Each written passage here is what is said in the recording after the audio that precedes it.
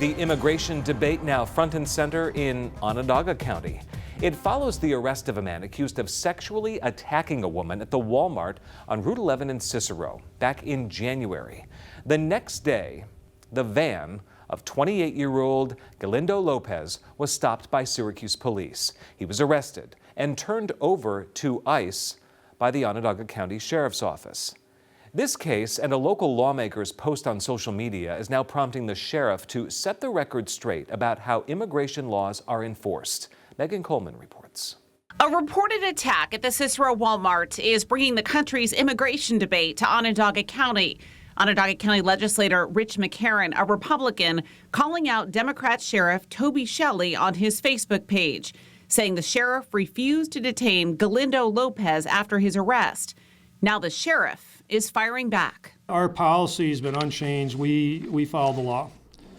We are not going to violate the law. We're not going to violate the Fourth Amendment by any means at all. The sheriff says his office learned ICE, Immigration and Customs Enforcement, put a 48-hour detainer on Lopez once he was in jail.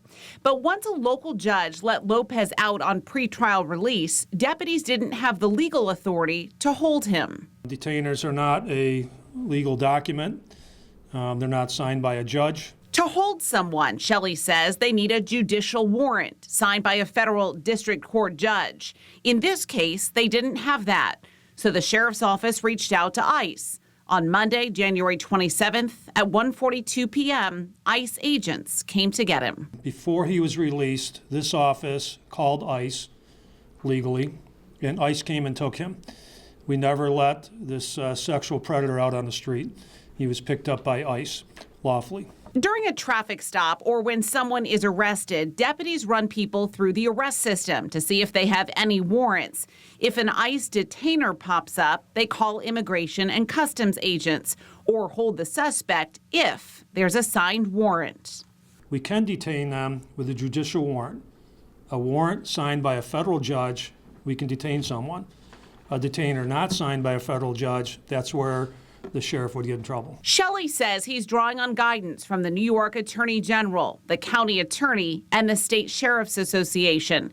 He says no one from the federal government has contacted him in the last few weeks, but he expects they will. Is there anyone currently in the Onondaga County Justice Center who has been identified as someone that you would be contacting ICE about? To my knowledge today, no. It's really not that common.